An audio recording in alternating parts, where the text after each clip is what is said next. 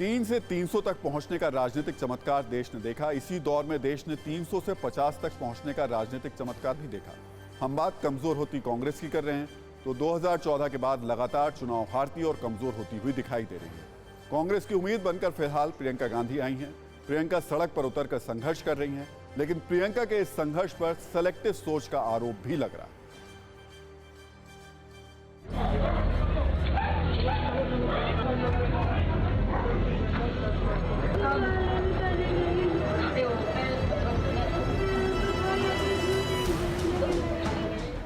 पीड़ित परिवार को ढांढस बंधाती, उनका दर्द बांटती, ये तस्वीर कांग्रेस के संघर्ष की गवाह है।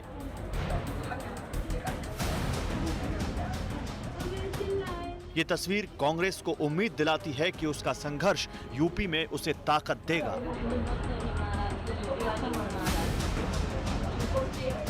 लेकिन इसी और ऐसी ही दूसरी तस्वीर के बहाने विपक्ष कांग्रेस पर सवाल भी खड़ा कर रहा है।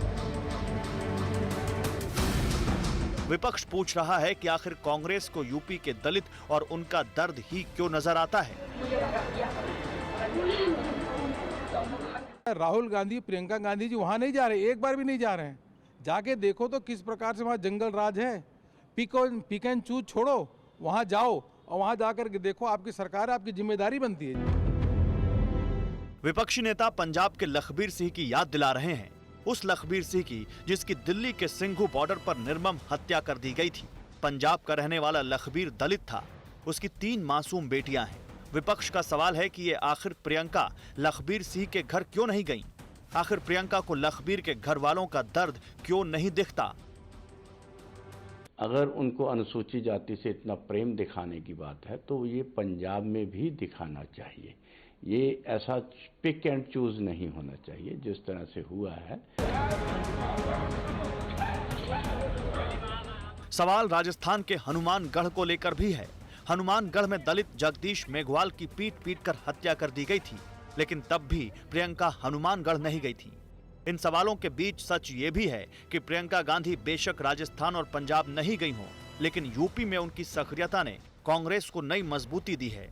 यूपी में प्रियंका के जमीनी संघर्ष ने कांग्रेस को भरोसा दिलाया है कि वो सड़क पर संघर्ष कर फिर लखनऊ की सत्ता तक पहुंच सकती हैं।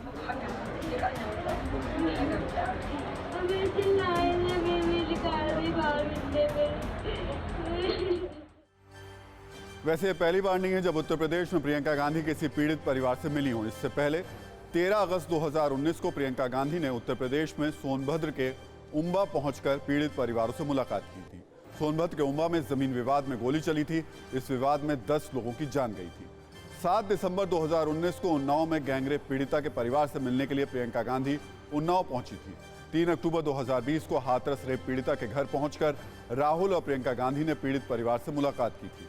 6 अक्टूबर 2021 को प्रियंका गांधी राहुल गांधी के साथ लखीमपुर पहुंची थी। प्रियंका और राहुल गांधी ने लखीमपुर हिंसा में मारे गए किसानों के परिवार से मुलाकात की थी। 20 अक्टूबर 2021 को प्रियंका गांधी ने आगरा पहुंचकर दलित परिवार से मुलाकात की। यानी प्रियंका गांधी हर उस जगह पर पहुंची जहां पीड़ितों की आवाज उठाना जरूरी है। यहां पीड़ितों की आवाज उठानी जरूरी है, ये हम बात कह रहे हैं, लेकिन सवाल इसलिए उठ रहे हैं कि आखिर पंजाब, राजस्थान, छत्तीसगढ़ जैसे प्रदेशों में प्रियंका गांधी पीड़ितों की आवाज क्यों नहीं उठाती?